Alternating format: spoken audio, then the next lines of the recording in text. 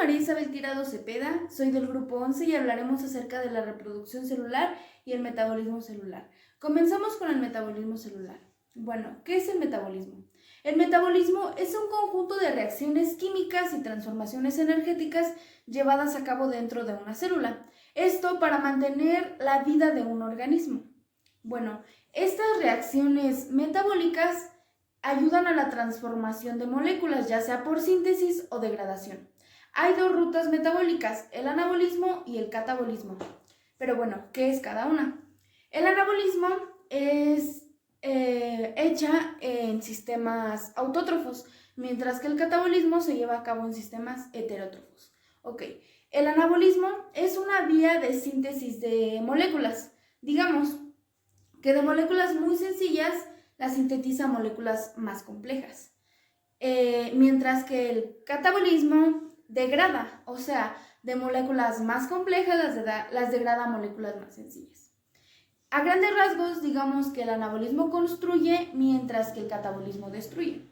Otra diferencia entre el anabolismo y el catabolismo es que el anabolismo ocupa de un grupo de fosfato para llevarse a cabo, mientras que el catabolismo produce ATP.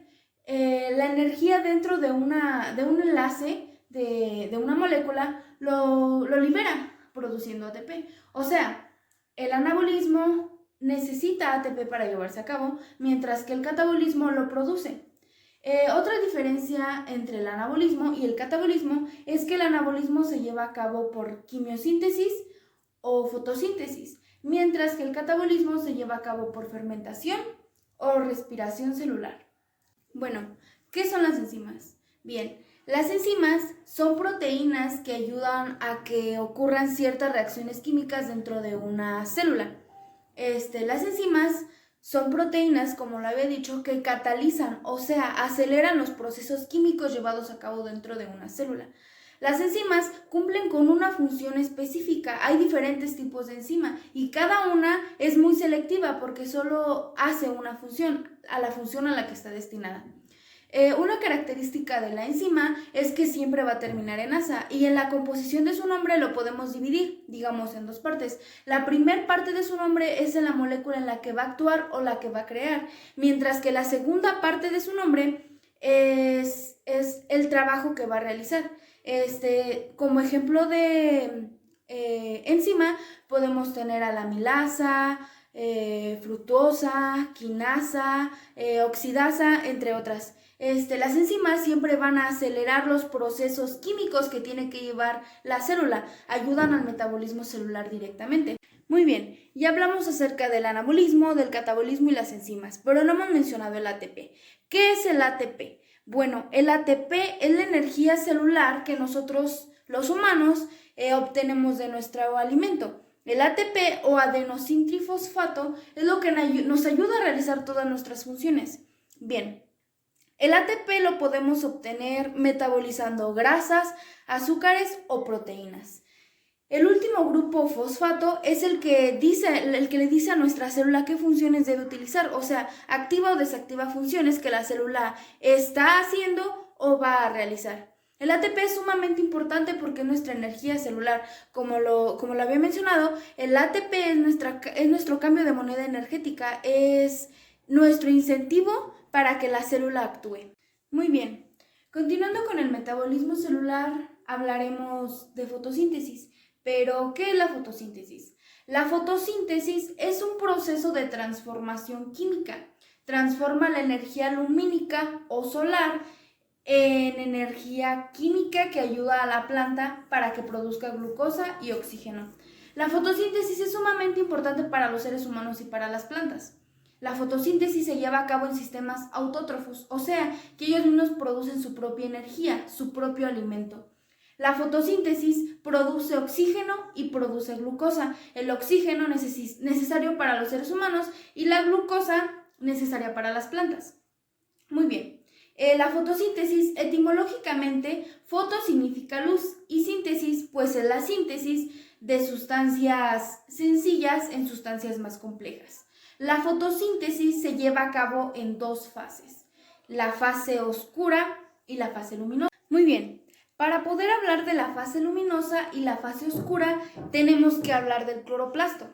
El cloroplasto es un orgánulo celular dentro de las hojas de las plantas. El cloroplasto es aquel lugar en donde se lleva a cabo la fotosíntesis, la fase luminosa y la fase oscura. Muy bien, el cloroplasto tiene una membrana externa, una membrana interna, estromas y tilacoides. En los estromas es donde se lleva a cabo la fase oscura, mientras que en los tilacoides se lleva a cabo la fase luminosa. Muy bien, ahora hablaremos acerca de la fase luminosa y la fase oscura. La fase luminosa ocurre, como lo habíamos dicho, dentro del cloroplasto, pero en una parte específica de que es en los tilacoides. Los tilacoides son como pequeñas moneditas dentro del cloroplasto, que son estas verdes de aquí.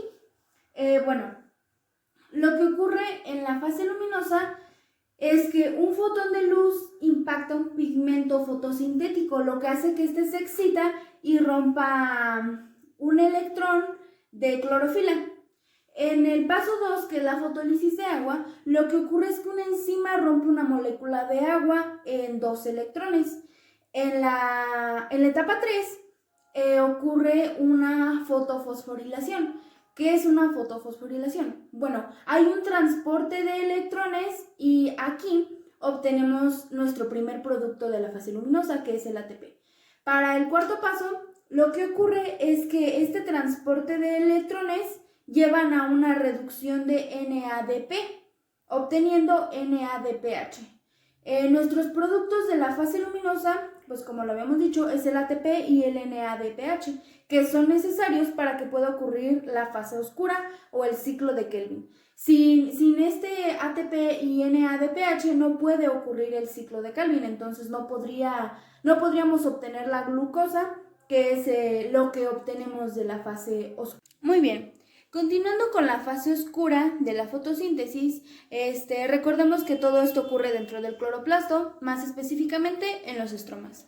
En la fase oscura lo que ocurre es el ciclo de Kelvin. El ciclo de Kelvin consta de 4 pasos, 4 pasos. El primero es la fijación del carbono. Lo que ocurre es que el carbono se une con la ribulosa bifosfato. En el paso 2, el fosfoglicerato recibe electrones para producir fosfogliceraldehído. En este paso se llama reducción de fosfogliceraldehído de fosfoglicerato a fosfogliceraldehído. En el tercer paso, el fosfogliceraldehído da una parte para producir glucosa, que es el producto que obtenemos de la fase luminosa, y la otra parte se va a la ribulosa monofosfato. De la ribulosa monofosfato lo que obtenemos es que regeneramos la ribulosa bifosfato, o sea, volvemos a repetir el ciclo. Sin este paso pues no podemos repetirlo lo demás, pero entrando al paso 2 ocurre algo en lo que ya no podemos regresar. Si entramos al paso 2 ya no podemos cortar el ciclo, digámoslo así, el ciclo tiene que seguir. Otra cosa importante del ciclo de Kelvin es que da 6 vueltas para obtener ATP y glucosa. Entre el paso 2 y el paso 3, lo que pasa es que entran 12 NADP y nos da 12 ATP. Aquí obtenemos el ATP. Entonces, de aquí, 2 solamente se van a la glucosa. Tenemos 12 ATP y 2 solamente se van a la glucosa, mientras que los otros 10 se van a la ribulosa monofosfato. Aquí ocurre otra cosa. Aquí lo que pasa es que entra ADP y sale ATP. Y pues ya, el ciclo vuelve a continuar y pues obtenemos la glucosa, que es lo que realmente queremos de esta fase oscura. La fase oscura no necesariamente tiene que llevarse a cabo de noche. La fase oscura ocurre sin la luz lumínica o la luz solar, pero para que ocurra la fase oscura tiene que existir la fase luminosa. La fase luminosa le entrega sus productos a la fase oscura para que la fase oscura pueda producir glucosa. Recordemos, lo más importante de la fase luminosa es la obtención de ATP y NADPH, mientras que en la fase oscura lo más importante que obtenemos es la glucosa. Entre el proceso obtenemos el oxígeno, que es lo que nos importa a los seres vivos, pero para las plantas lo más importante es obtener su energía, su alimento, que es la glucosa. Muy bien. Continuando con la fase oscura de la fotosíntesis, recordemos que todo esto ocurre dentro del cloroplasto, más específicamente en los estromas. En la fase oscura lo que ocurre es el ciclo de Calvin. El ciclo de Calvin consta de 4 pasos, o bueno, sí, 4 pasos. El primero es la fijación del carbono. Lo que ocurre es que el carbono se une con la ribulosa bifosfato. En el paso 2, el fosfoglicerato recibe electrones para producir fosfogliceraldehído. En este paso se llama reducción de fosfogliceraldehído de fosfoglicerato a fosfogliceraldehído. En el tercer paso, el fosfogliceraldehído da una parte para producir glucosa, que es el producto que obtenemos de la fase luminosa, y la otra parte se va a la ribulosa monofosfato. De la ribulosa monofosfato lo que obtenemos es que regeneramos la ribulosa bifosfato, o sea, volvemos a repetir el ciclo. Sin este paso pues no podemos repetirlo lo demás, pero entrando al paso 2 ocurre algo en lo que ya no podemos regresar. Si entramos al paso 2 ya no podemos cortar el ciclo, digámoslo así, el ciclo tiene que seguir. Otra cosa importante del ciclo de Calvin es que da 6 vueltas para obtener ATP y glucosa. Entre el paso 2 y el paso 3, lo que pasa es que entran 12 NADP y nos da 12 ATP. Aquí obtenemos el ATP. Entonces, de aquí, 2 solamente se van a la glucosa. Tenemos 12 ATP y 2 solamente se van a la glucosa, mientras que los otros 10 se van a la ribulosa monofosfato. Aquí ocurre otra cosa. Aquí lo que pasa es que entra ADP y sale ATP. Y pues ya, el ciclo vuelve a continuar. Y pues obtenemos la glucosa, que es lo que realmente queremos de esta fase oscura. La fase oscura no necesariamente tiene que llevarse a cabo de noche. La fase oscura ocurre sin la luz lumínica o la luz solar, pero para que ocurra la fase oscura tiene que existir la fase luminosa. La fase luminosa le entrega sus productos a la fase oscura para que la fase oscura pueda producir glucosa. Recordemos, lo más importante de la fase luminosa es la obtención de ATP y NADPH, mientras que en la fase oscura lo más importante que obtenemos es la glucosa. Entre el proceso obtenemos el oxígeno, que es lo que nos importa a los seres vivos. Muy bien, continuando con nuestro tema de metabolismo celular, ahora nos toca hablar de la respiración celular. ¿Qué es la respiración celular? Bueno, es una serie de reacciones químicas llevadas a cabo dentro de una célula para la obtención de energía. Quedó más que claro que los seres vivos ocupamos de energía para poder realizar nuestras funciones.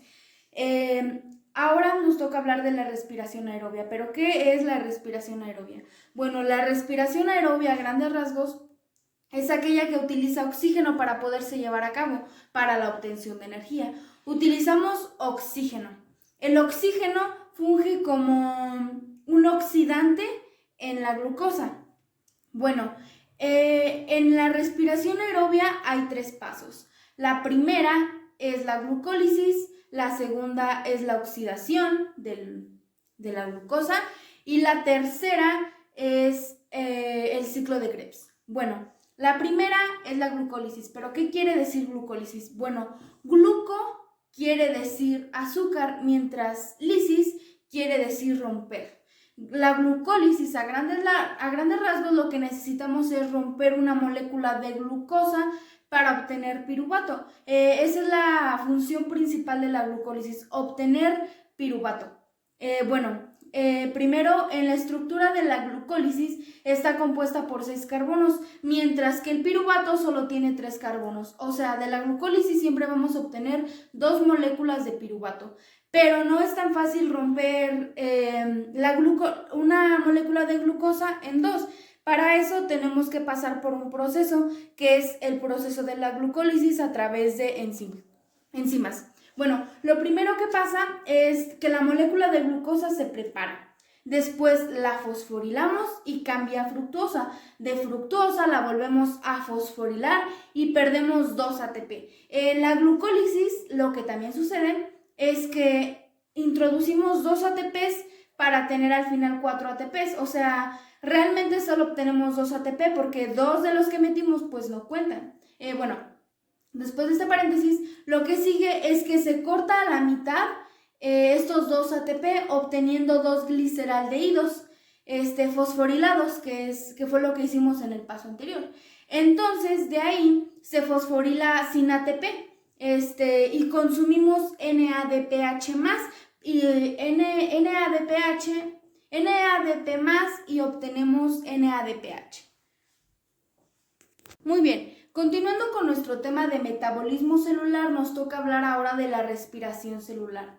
Está claro que para que nosotros obtengamos energía debemos tener ATP. Entonces, la respiración celular es una serie de reacciones químicas por la cual nosotros obtenemos energía, o sea, obtenemos ATP.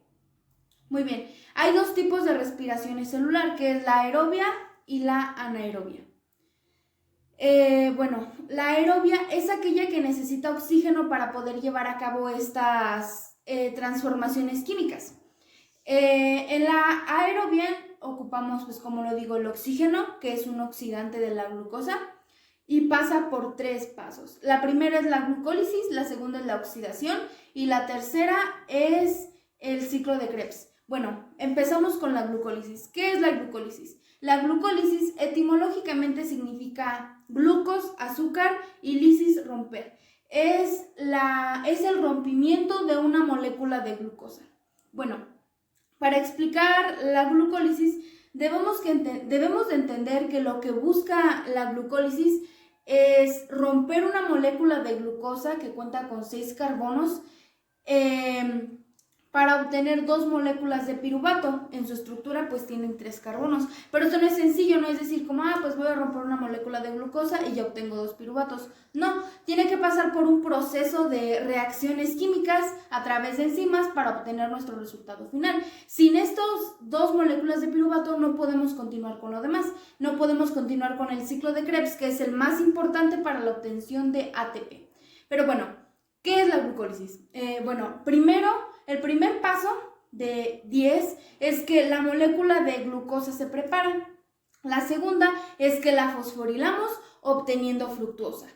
El cuarto es que volvemos a fosforilar y perdemos 2 moléculas de ATP. Hasta aquí llevamos 2 moléculas de ATP perdidas que después recuperamos.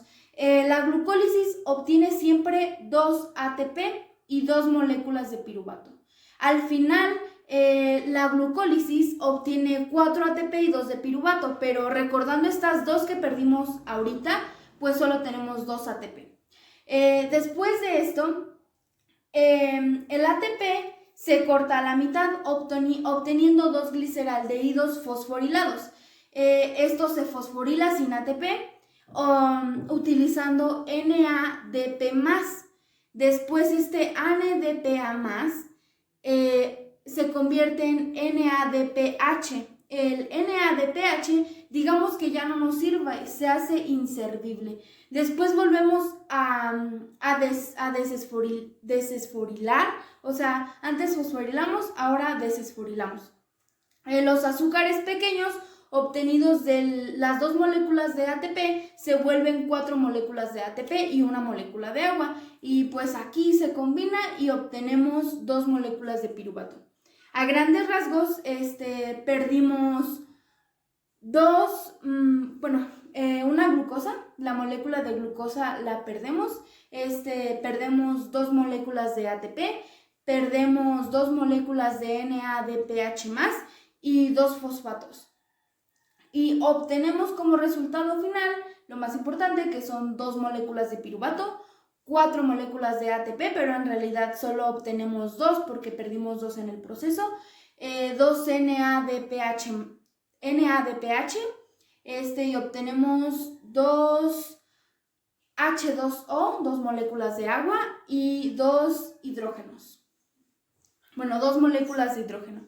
Ahora continuamos con la oxidación. Es un paso intermedio entre la glucólisis y el ciclo de Krebs para poder continuar con el ciclo de Krebs. Lo que sucede aquí es que estas moléculas de piruvato se desintegran, obteniendo acetil-CoA. El acetil-CoA es el necesario para seguir. Muy bien, Continuando con nuestro tema de reproducción celular, seguimos con esto. ¿Qué es la reproducción celular? Bueno, la reproducción celular es un proceso por el cual una célula madre pasa para obtener dos células hijas. Esto está diseñado para la perpetuidad de nuestra especie, la regeneración de tejidos o el crecimiento. Bien, la reproducción celular se puede dar por dos tipos, la mitosis y la meiosis. La mitosis es la reproducción celular asexual, mientras que la meiosis es la reproducción celular sexual. Muy bien, comenzamos con la mitosis. La mitosis cuenta con 4 fases. Primero es la profase, la anafase, metafase y telofase. Muy bien, primero la profase. La profase es que los cromosomas se condensan de la parte media hacia las orillas. Estas se unen como por medio de microtúbulos.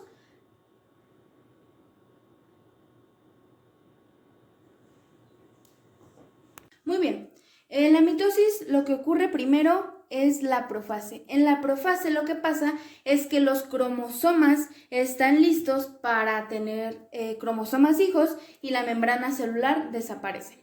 En la metafase lo que ocurre es que estos cromosomas se alinean. En la anafase se separan y en la telofase lo que ocurre es que una masa recubre estos cromosomas hijos, y en la citocinesis lo que pasa es que la célula madre ya se separa en sus dos células hijas. Muy bien, continuando con nuestro tema de reproducción celular, seguimos con esto. ¿Qué es la reproducción celular? Bueno, la reproducción celular es un proceso por el cual una célula madre pasa para obtener dos células hijas. Esto está diseñado para la perpetuidad de nuestra especie, la regeneración de tejidos o el crecimiento. Bien, la reproducción celular se puede dar por dos tipos, la mitosis y la meiosis. La mitosis es la reproducción celular asexual, mientras que la meiosis es la reproducción celular sexual. Muy bien, comenzamos con la mitosis. La mitosis cuenta con 4 fases. Primero es la profase, la anafase, metafase y telofase. Muy bien, continuando con la meiosis, en sistemas sexuales, podemos ejemplificarlo con los óvulos y el espermatozoide. Estos dos fungirían como cromosomas. Aquí lo que pasa es exactamente lo mismo que en la mitosis. La única diferencia es que los pares homólogos deben separarse y las cromátidas hermanas igual deben separarse. Ocurre igual la profase, la metafase, la anafase y la telofase, con la diferencia de que ocurre en 2 rondas. Metafase 1, metafase 2, profase 1, profase 2, etc. O sea, ocurre exactamente lo mismo, pero la diferencia entre la primera ronda y la segunda ronda es que en la meiosis 1 lo que se busca es separar los pares homólogos de los cromosomas padres, mientras que en la meiosis 2 lo que busca es separar las cromátidas hermanas.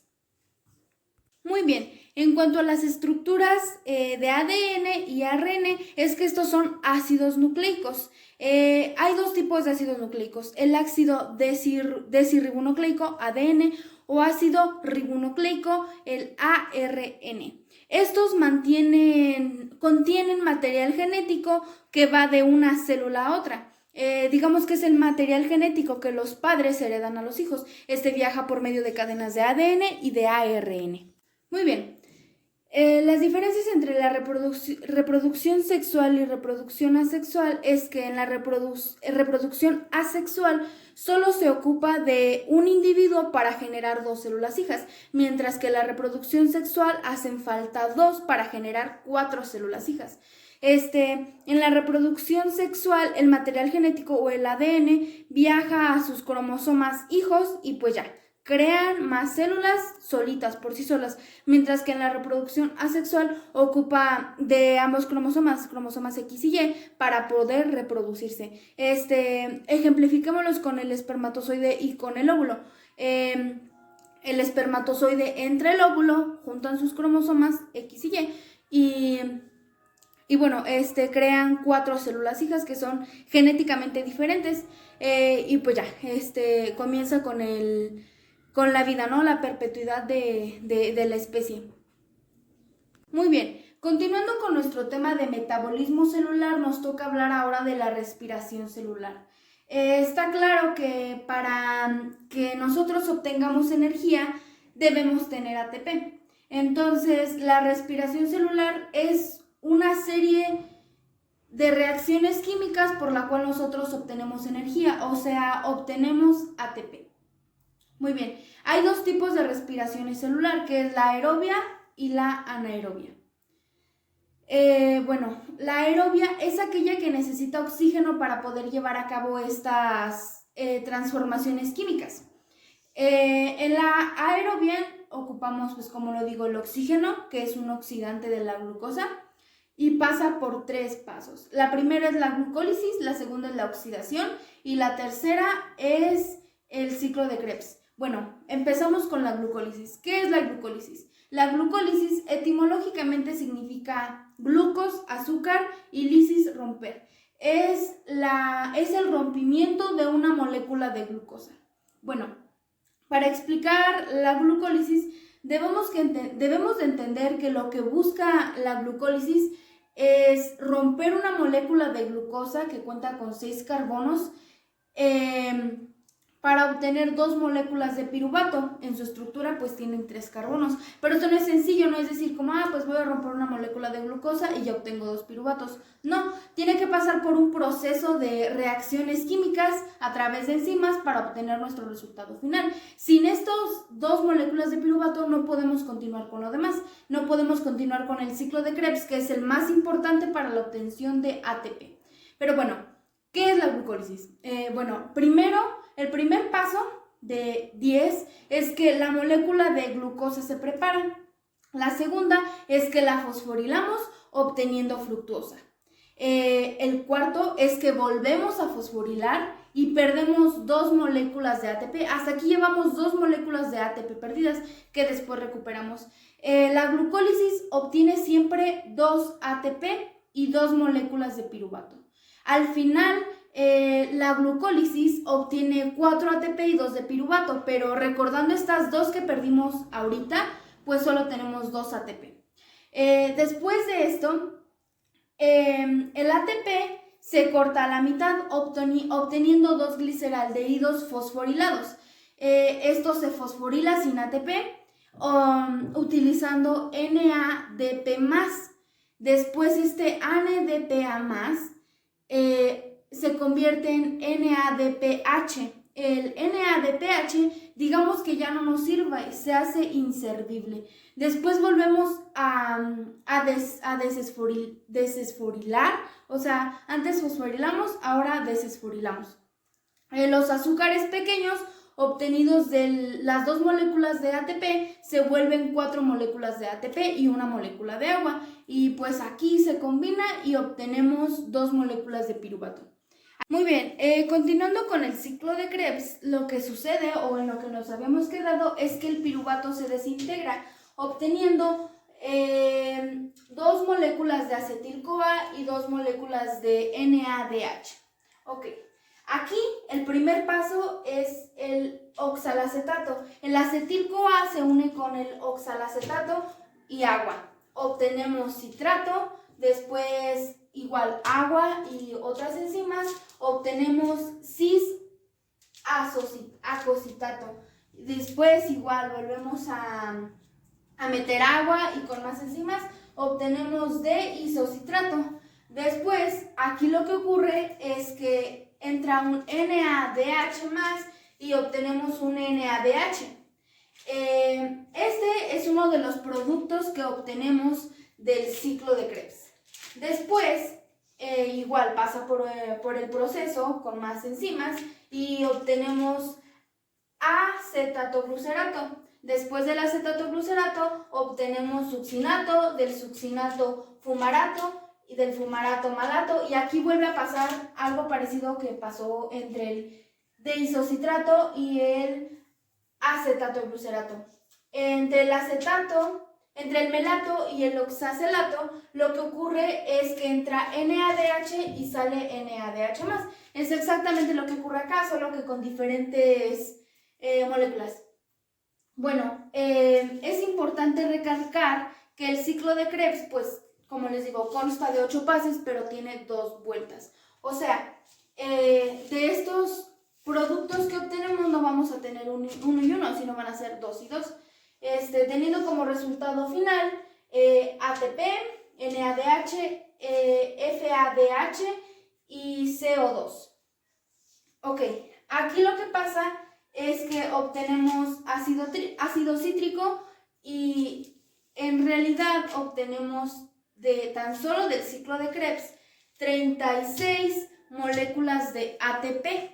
Unidas a las 2 de la glucólisis obtendremos entre 36 y 38. Aquí hay una enzima que es como intercambiable, puede ser por 2 rutas, pero la diferencia entre esta es que te va a dar 32 o 34 ATPs. Entonces, sumado a esto, bien pueden ser 36 o 38, porque esta enzima te recorta 2 o te da 2. Entonces, a grandes rasgos, lo que obtenemos del ciclo de Krebs es pues principalmente eso, ATP. Pueden ser 36 moléculas de ATP o 38 moléculas de ATP. De la glucólisis siempre vamos a obtener 2 moléculas de ATP. Bueno, en realidad son 4, pero de esas 4 recuerden que gastamos 2, entonces solo serían 2 moléculas de ATP. Bueno, siguiendo con nuestro próximo tema, hablaremos de la respiración anaerobia. En la respiración anaerobia, lo que ocurre es totalmente lo contrario con la respiración aerobia. Allá ocupamos oxígeno para poder llevarse a cabo. El oxígeno es sumamente importante. Otra cosa, el ciclo de Krebs se lleva a cabo en la mitocondria, mientras que la glucólisis se lleva a cabo dentro del citoplasma. Entonces, pues el ciclo de Krebs es un proceso que ocupa oxígeno. En la respiración anaerobia pues no ocupamos oxígeno y pues igual la glucólisis es el mismo proceso que el de la respiración aerobia. Tenemos una molécula que se necesita desintegrar para obtener 2 moléculas de piruvato. La diferencia entre la respiración aerobia y anaerobia es lo que pasa después de la glucólisis. Y bueno, en la respiración anaerobia lo que ocurre es que bien podemos utilizar esas 2 moléculas de piruvato en 2 diferentes cosas, que puede ser la fermentación láctica o la fermentación alcohólica. Bueno, la fermentación láctica es en la que obtenemos ácido láctico, el utilizado para hacer yogurt, quesos, eso. Lo que ocurre ahí es que microorganismos actúan fermentando este piruvato obteniendo ácido láctico. Con la fermentación alcohólica lo que obtenemos es atenol. Igual intervienen enzimas, intervienen organismos y obtenemos el atenol. Y pues ya del atenol